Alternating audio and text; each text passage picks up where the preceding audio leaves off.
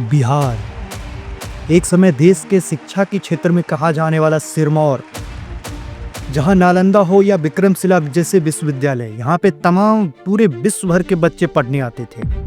लेकिन आज वही राज्य भारत का सबसे कमजोर शिक्षा सिस्टम का प्रतिनिधि करता है। तो क्या यह सिर्फ हमारी राजनीतिक विफलता है या हमारी चुप्पी? क्या बिहार का एजुकेशन सिस्टम को जानबूझ के बर्बाद किया गया है? जिस बिहार की धरती पे पूरी दुनिया भर के बच्चे पढ़ने आते थे, आज उसी धरती के बच्चे शिक्षा के लिए पलायन कर रहे हैं। और ये बिहार का जो विरोधाभास है आपको झकझोर के रख देगी। तो आइए शुरू करते हैं इस डॉक्यूमेंट्री पर चर्चा, और तमाम चीजों को डिटेल में मैं आपको समझाने की कोशिश करूंगा। आप हमारे साथ बने रहिए। मेरा नाम अंकित झा। आगे बढ़ने से पहले हमें बिहार के उस अतीत को समझना होगा जो कभी भी शिक्षा के क्षेत्र में गौरवशाली धरती हुआ करता था, चाहे वो उस क्षेत्र में नालंदा विश्वविद्यालय हो या बिहार का विक्रमशिला विश्वविद्यालय, जहाँ पर कहा जाता है जो दुनिया भर से इस जगह पर आकर के पढ़ते थे और पढ़ाते थे। तो फिर मेरे मन में सवाल आता है, हम सब के मन में सवाल आता है कि इतना तेजस्वी वाला राज्य आज शिक्षा के क्षेत्र में सबसे निचले पायदान पे क्यों है? अब ये लाइन सुन के आपके मन में एक सवाल आएगा, बिहार के बच्चे ही तो IAS, IPS या IITN टॉपर्स होते हैं। इसमें नो डाउट कि बिहार के बच्चे होते हैं, लेकिन वो तब संभव होता है जब वो बिहार से पलायन करके किसी अन्य स्टेट में जाकर के शिक्षा ग्रहण करते हैं। लेकिन सवाल एक और आता है कि इस शिक्षा स्तर की गिरावट बिहार में आखिर हुई कब? दोस्तों, जब 1990 में जब मंडल कमीशन आता है बिहार में, तब राजनीतिक और जातीय ध्रुवीकरण दोनों जोरों शोरों से शुरू हो जाता है। जहां समाजवाद, जातीय के नाम पर में सरकारी सिस्टम हो या शिक्षा प्रणाली हो, इस सबको नजरअंदाज कर दिया गया। और इसी दौर के नए मुख्यमंत्री चेहरे के तौर पर लालू प्रसाद यादव 1995 में आते हैं बन के चीफ मिनिस्टर।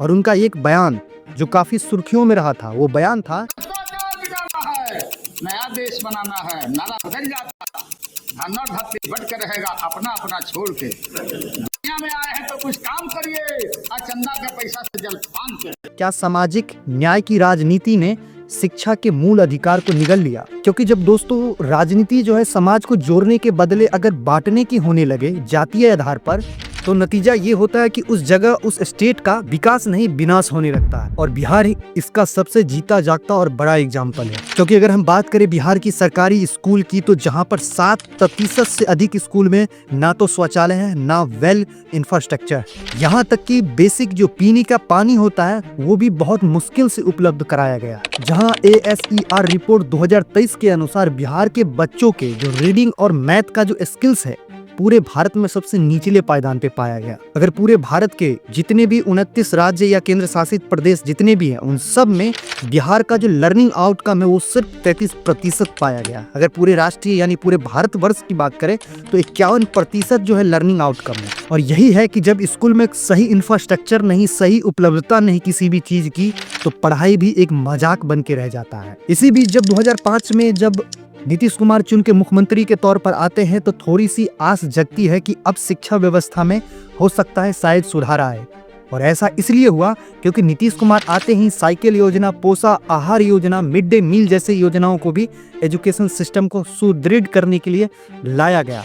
लेकिन इसका परिणाम जस्ट उल्टा होता है। और परिणाम ये होता है कि जमीनी स्तर की जो ये सच्चाई थी कि बच्चे अब लोभ के कारण स्कूल जाने लगे, कि उन्हें साइकिल की राशि दी जाएगी, उन्हें पोशाक की राशि दी जाएगी, उन्हें मिड डे मील के एक टाइम की खाना मिलेगा। और ये चीज होना भी तय था, क्योंकि हम उस जगह पे इंफ्रास्ट्रक्चर बिल्डअप नहीं कर पाए, उस जगह हम इन्वेस्ट नहीं कर पाए पैसे को जहाँ करना चाहिए था। जैसे कि टीचर ट्रेनिंग हो या फिर स्ट्रक्चर या इंफ्रास्ट्रक्चर हो, इन सब को डेवलप करना चाहिए था। लेकिन ये सब करने के बजाय हम योजनाएं लाएं, साइकिल बांटे, पैसे बांटे, तो इन सब का प्रभाव तो दुरुपयोग होना ही था। बिहार एजुकेशन बजट की बात करें दोस्तों, तो सिर्फ 3.5% ही एजुकेशन बजट में लगाया जाता है। लेकिन अगर हम वेल एजुकेटेड राज्य जैसे केरल हुआ, दिल्ली हुआ, इन सब की अगर बात करें, जहाँ पर 6% से अधिक जो बजट का जो अमाउंट होता है उसको शिक्षा एजुकेशन पे लगाया जाता है। क्यों ना पूरे देश में सबसे अच्छा एजुकेशन उस स्टेट में हो जिस स्टेट में बजट भी अच्छे खासे लगाए जाते हैं। लेकिन बिहार की राजनेता की अगर बात करें तो उनका यही मानना है कि सिर्फ इनरोलमेंट बढ़ाना ही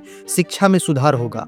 क्या ये सवाल असल में सिर्फ एक ऑप्टिकल प्रोग्रेस है ऑप्टिकल प्रोग्रेस का मतलब ये है हमारा कि क्या सिर्फ एक राजनीतिक वोट बैंक के दिखावा के लिए ये सारे काम किए जाते हैं, क्योंकि शिक्षा इंफ्रास्ट्रक्चर को सही करने के लिए जो काम होनी चाहिए वो काम तो हो ही नहीं रहा है। अगर थोड़ा बहुत करने की कोशिश भी की जाती है तो जैसे शिक्षक भर्ती, उसमें भी पेपर लीक, एग्जाम में घोटाले, बहाली में घोटाले, इन तमाम चीजों का भी सामना करना पड़ता है बच्चों। जैसे कि एक बहुत ही फेमस टीईटी परीक्षा पेपर लीक की घटनाएं आम हुई थी, चाहे वो बीपीएससी पेपर लीक की घटना हो, चाहे अन्य तमाम बिहार एसएससी पेपर लीक की घटना, सब में बस घोटाले और भ्रष्टाचार ही दिखाई देती है। जहां पर आरटीआई ने यह भी खुलासा किया था कि कई लोग शैक्षणिक योग्यता न होने के बाद भी वो शिक्षक बने हों। जब शिक्षक ही फर्जी होंगे तो छात्रों का भविष्य की गारंटी कौन लेगा। और ये बात सत्य है कि जहां शिक्षा ही चरमरा जाए वहां पर नौकरी मांगने वालों की मजबूरी बढ़ेगी ही बढ़ेगी और पलायन वो करने को मजबूर होंगे,